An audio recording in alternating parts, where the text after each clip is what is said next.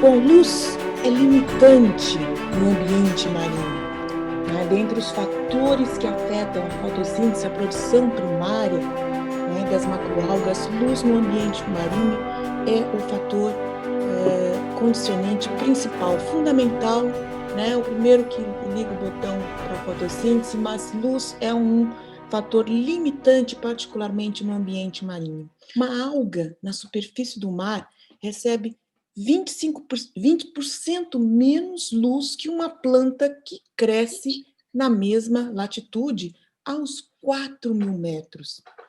Enquanto que lá na superfície do mar, né, há uma redução de 20% da luz já nos primeiros 2 metros numa água clara ou em 20 centímetros numa água turva.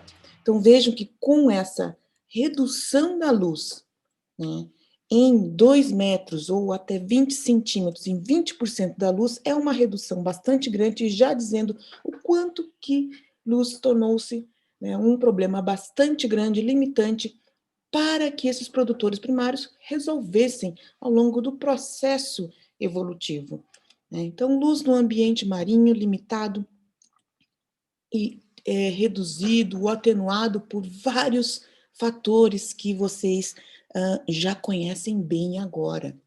E os principais fatores que afetam o ambiente de luz e a heterogeneidade espaço-temporal nos oceanos e que importa, no caso para as macroalgas, são principalmente os efeitos da superfície da água na penetração da luz, a atenuação da luz com a profundidade, influenciando a profundidade crítica para o crescimento das algas, as mudanças espectrais com a profundidade e a grande heterogeneidade no tempo, que podem ser previsíveis e também estocásticas.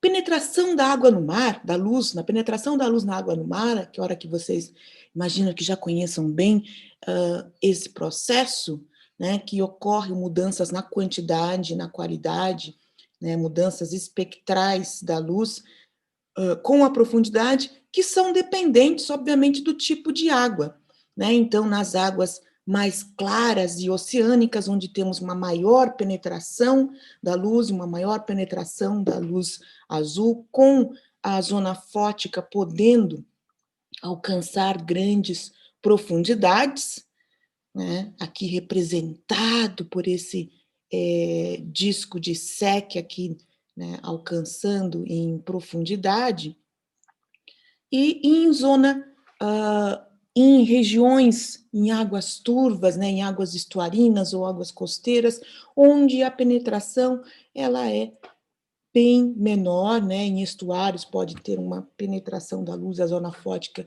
chegar até 1 metro ou 50 centímetros ou menos, dependendo da época do ano.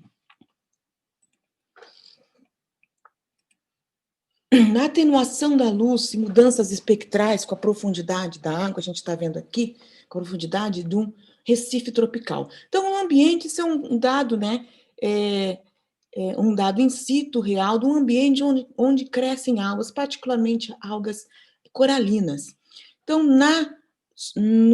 a 1 metro, a 5 metros, a 10 metros, a 15 metros e a 20 metros, a gente está vendo aqui a variabilidade, né, a variação da irradiância espectral, né, então, em termos de watts, aqui de energia, por comprimento de onda, então, ao longo do espectro. Então, a gente vê essa variabilidade aqui, ao longo do espectro, e essa medida foi feita na luz do meio do dia, né, na luz mais intensa do dia. Então, a gente vê aqui uma variação na quantidade, não apenas na quantidade, e observa bem que com a profundidade caindo de 1 para 5, para 10, para 15, para 20, né, vai havendo, então, um estreitamento, aqui uma redução na amplitude dos comprimentos de onda que chegam no fundo, chegando, né, nas maiores profundidades, a 20, a 30, né, a mais metros, onde chega praticamente só mais a luz, muito mais intenso, a luz azul.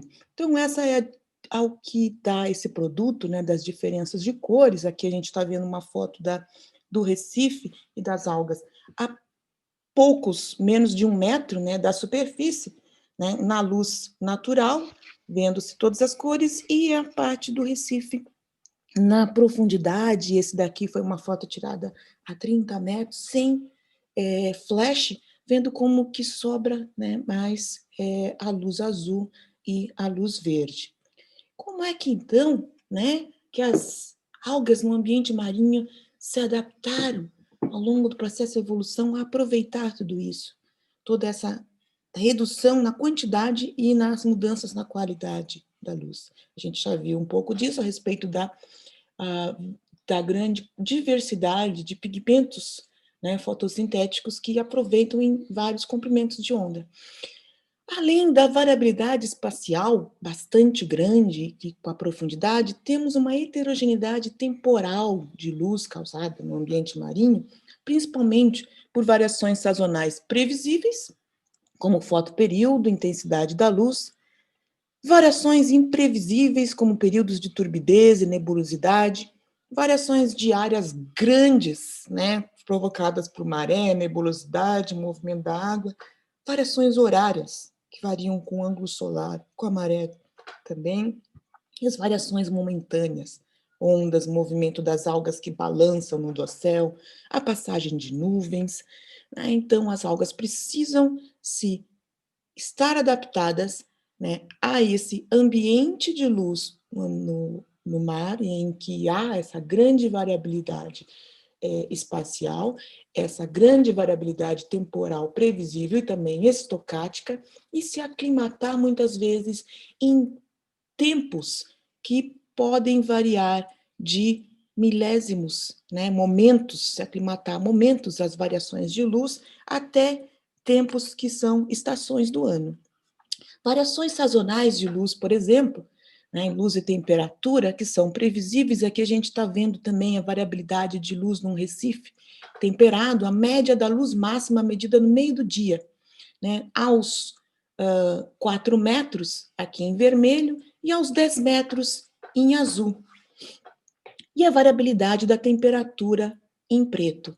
E aqui, nesses números, a gente está vendo o fotoperíodo. Então, a gente vê aqui, essa é a média da luz máxima, né? A grande variabilidade nesse ambiente temperado, em que as algas precisam se estar adaptadas e se aclimatar a cada estação para continuar crescendo, mantendo a sua produtividade e se reproduzindo.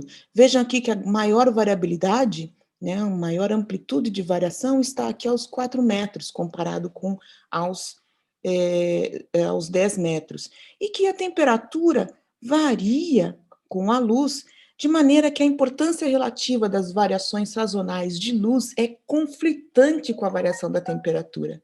A temperatura da água, ela é determinada pela quantidade de irradiância. Então, é muito difícil separar o que são efeitos da luz e o que são efeitos da temperatura. Mas a temperatura, vejam, observam também que ela vem um pouquinho, a variação da temperatura ou a mudança de temperatura, ela vem um pouco atrás da mudança de irradiância ou mudança de luz, devido à capacidade, né, de preservação do calor na água do mar. Variações horárias, aqui a gente está vendo uma curva, né, da variação de luz no tempo ao longo de um dia, né? Então, aqui, desde que o Sol nasce ao Sol se pôr, né, em que, se a gente considerar apenas a luz solar, a variabilidade, né, da luz solar, seria essa curva bonitinha, mas quando ocorre a passagem de nuvens ou de light flex, né, há essa variabilidade, esse desmonte aqui na curva, e a alga precisa estar preparada para rapidamente se aclimatar, rapidamente ajustar os seus pigmentos receptores, né, aqueles pigmentos acessórios para captar luz, rapidamente se ajusta a isso aqui.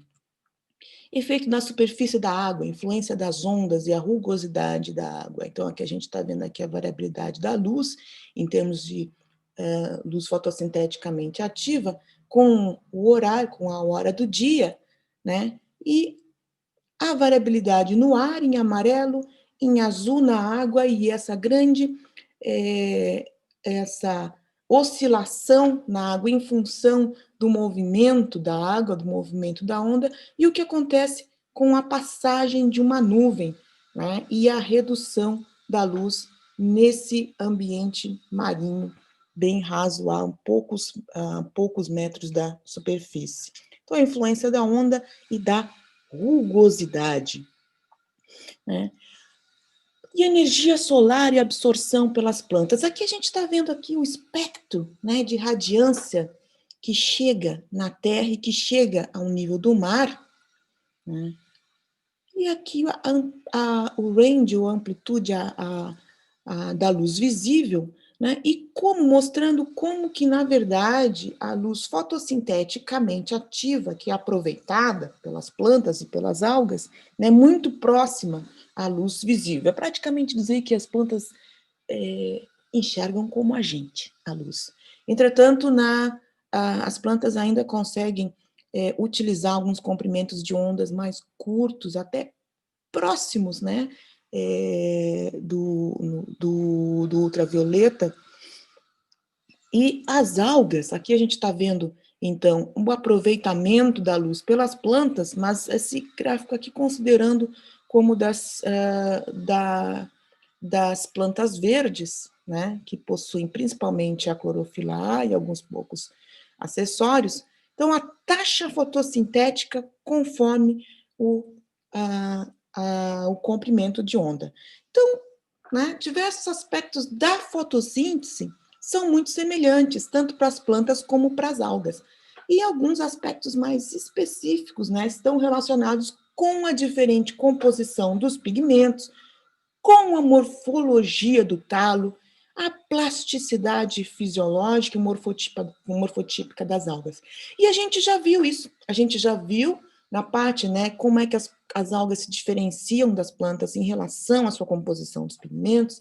A gente já viu, né, um pouco dessa questão da variabilidade, da diversidade de morfologia de talos, né? E então a gente vai ver quais as consequências desses aspectos e unidos, né, para a captação de luz e para a distribuição das algas no ambiente subaquático.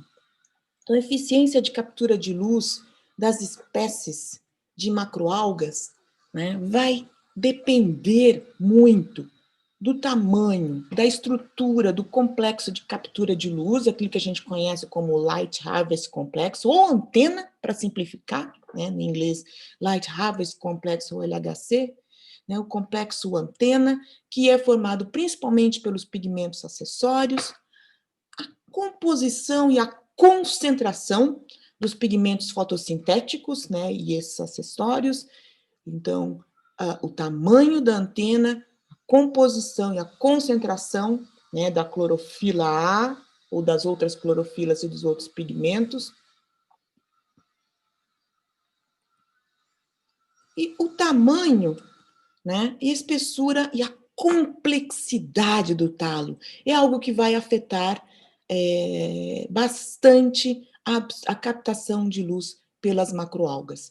E aqui a gente está vendo aqui, né, em relação ao arranjamento dos pigmentos e complexos de proteínas nas membranas dos tilacoides, que a gente já passou, né, das clorófitas, das rodófitas e das ocrófitas, né, mostrando as diferenças que tem desses pigmentos, desses arranjamentos, que é praticamente, como aqui, por exemplo, na rodófita, o complexo de ficobilissomos, né, que fazem parte da antena. Então, são esses pigmentos acessórios que são diferentes entre as algas que formam o complexo antena responsável pela captação de luz. Os diferentes grupos de algas, né, respondem de maneira diferente à quantidade e à composição da luz de maneira diversidade marcante.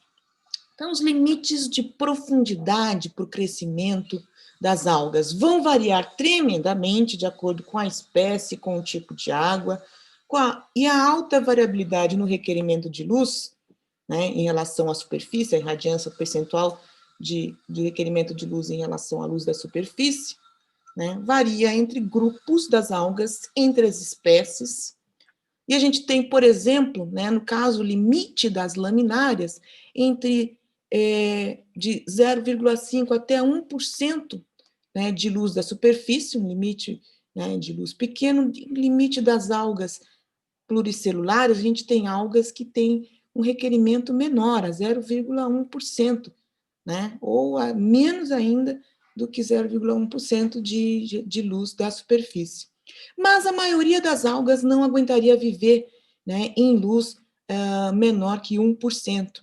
Então, a gente tem que, no caso do fitoplâncton, né, por exemplo, se considera ali, né, entre 1 a 10%, no máximo aqui a zona fótica para o fitoplâncton. E para a maioria das algas seria isto. Mas no caso das macroalgas, tem algas que conseguem viver a grandes profundidades.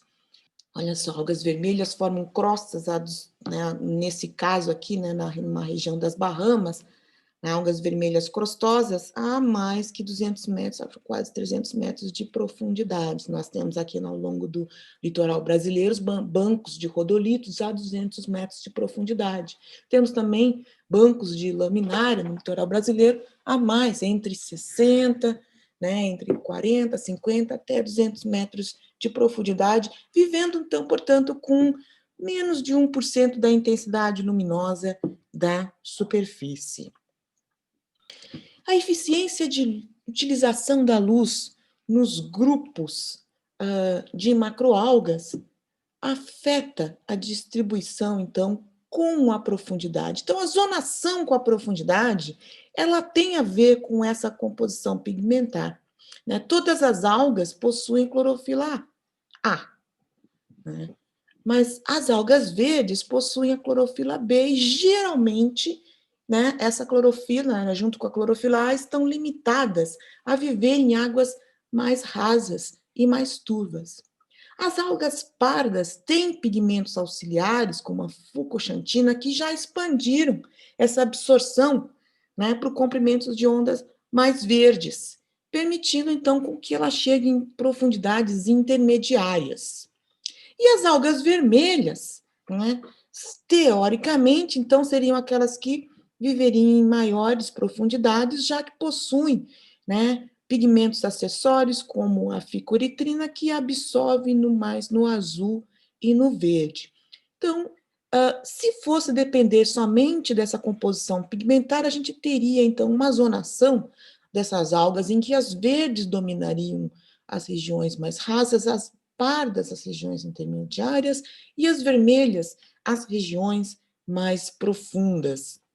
E com isso, né, com essa disposição pigmentar, né, houve a criação dessa teoria da adaptação cromática complementar, que foi uma teoria que foi principalmente desenvolvida no século retrasado, e que foi aceita, contada e recontada, né, e admirada por mais de 100 anos, em que se estabelecia que a zonação das algas com a profundidade estaria justamente essa, em faixas, né, de algas verdes nas zonas rasas, algas pardas nas zonas intermediárias e algas vermelhas nas zonas mais profundas. Isso estou mencionando aqui em relação ao infralitoral, né? Esse conceito, né, de distribuição, então, foi determinado pelo, né, comprimentos de ondas de luz absorvidos por esses pigmentos acessórios, né? Mas hoje nós sabemos que a distribuição das algas, né, ela é um misto de relacionado com a pigmentação, mas também relacionado com aspectos de herbivoria, de competição e outras características que são morfológicas, né, das algas. Então, os grupos morfuncionais, ou a morfologia, também vai afetar nessa distribuição, né, em função de que a morfologia vai afetar a vulnerabilidade, por exemplo, às questões de impactos físicos, a herbivoria, e a morfologia, dependendo da espessura da alga, vai afetar a quantidade de luz que ela intercepta. Então, olha só, né?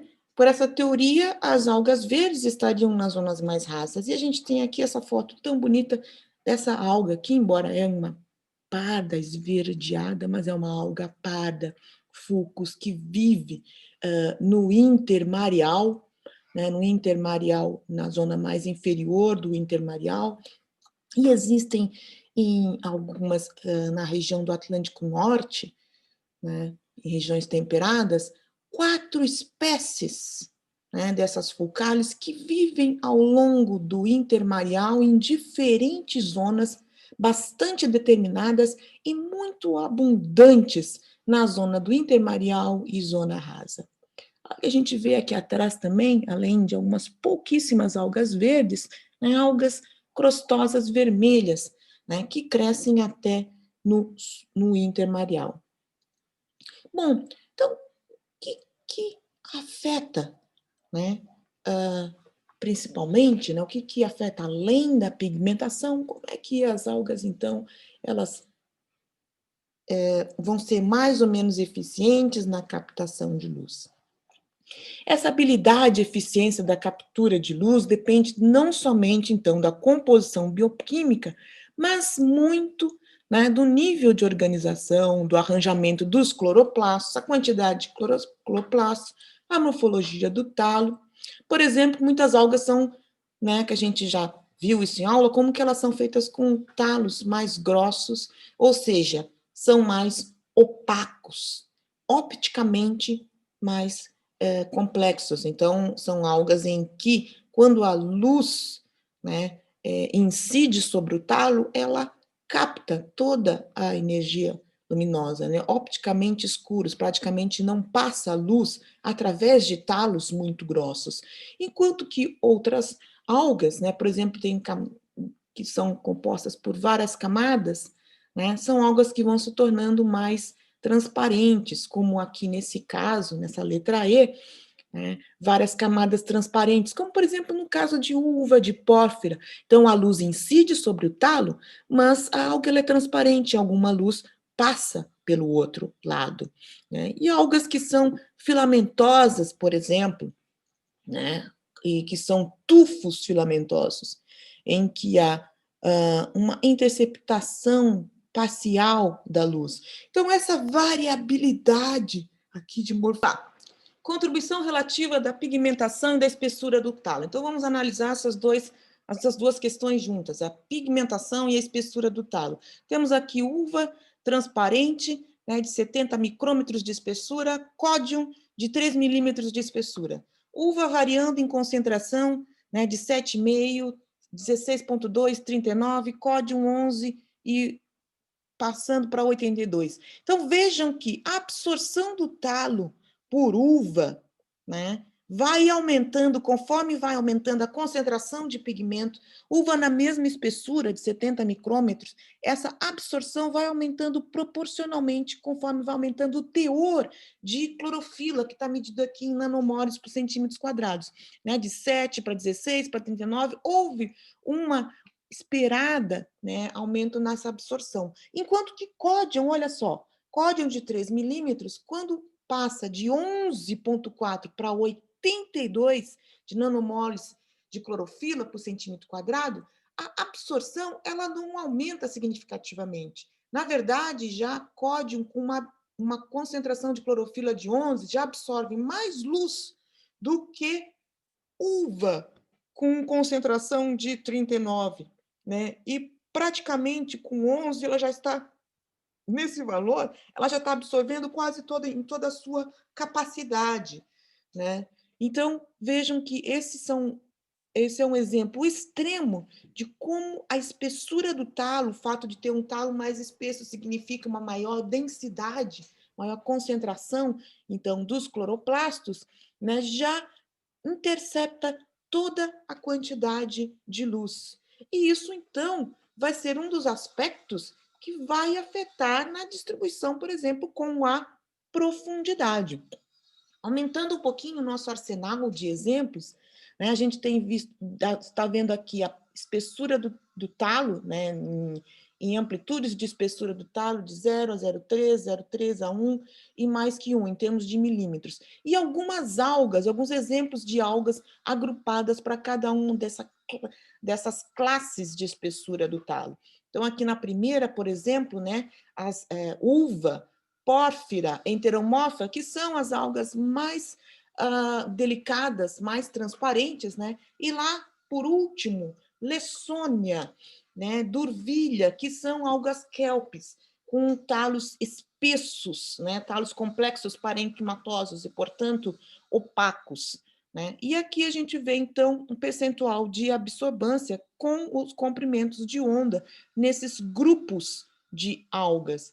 Então, vendo como que, né, o talo, a morfologia do talo, também variando com a espécie, interfere na absorção da luz, né? E para cada uma dessas classificações, nós temos algas, tanto aqui nesse caso, essa primeira classe, das mais finas, tem alga verde, tem alga vermelha. No segundo caso, tem alga parda, tem alga vermelha. No terceiro caso, tem alga parda, tem alga vermelha. Então, não é apenas a composição pigmentar, né, a concentração da clorofila, mas a espessura que afeta nessa captação de luz. E isso, né, então, nessa zonação, que a gente está vendo a zonação com a profundidade, na zonação, na verdade, desde do intermareal, no supralitoral, passando pelo mesolitoral, né, descendo no infralitoral até o sublitoral, a gente está vendo aqui a zonação de algumas espécies de algas. Essa zonação aqui é um exemplo da costa chilena, tá? Isso aqui é um trabalho que foi feito na costa chilena. Então, a gente está vendo aqui a zonação das espécies, né, que ocorrem em faixas. No intermareal são faixas bastante demarcadas, no infralitoral as faixas no infralitoral já não são tão demarcadas como no intermareal, mas são manchas por profundidade, e a gente observa, então, um gradiente que é fotobiológico e um gradiente também que é morfológico. Então, as algas, conforme vão do supralitoral ao infralitoral, estão em zonas que são afetadas tanto pela sua morfologia como pela sua fotobiologia. Em termos de morfologia, né, a gente tem aqui um gradiente em que há um gradiente no intermareal, né, passa de um lugar que sofre dessecação, né, do supralitoral para o meio, para o mesolitoral, que é um lugar que o mais alto sofre dessecação. Depois a gente tem batimento de onda, né, interferindo, né, o maior batimento de onda na franja aqui do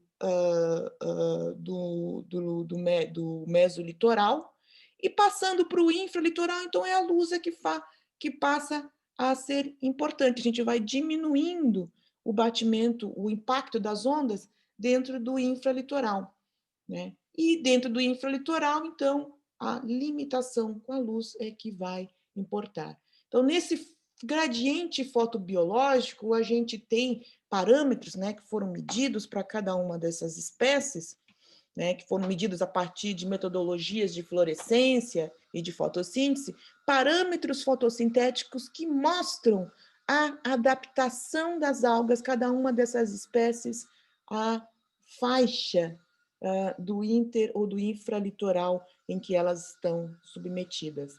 Né? Aos 5 metros, a gente tem uma limitação da penetração da luz UVB, por exemplo, né, durante a maré baixa. Mais que 5 metros, a gente tem uma atenuação grande dos vários comprimentos de onda da luz. Né? Em 9 metros, a gente tem uma saturação, na profundidade inferior de saturação da fotossíntese de algas intermareais. Né? Aos 18 metros, a gente tem a profundidade inferior de saturação da fotossíntese das algas do sublitoral. Então, a zonação das algas, né, ao longo do litoral, ela é muito mais complexa do que mencionar somente a questão cromática e de composição pigmentar.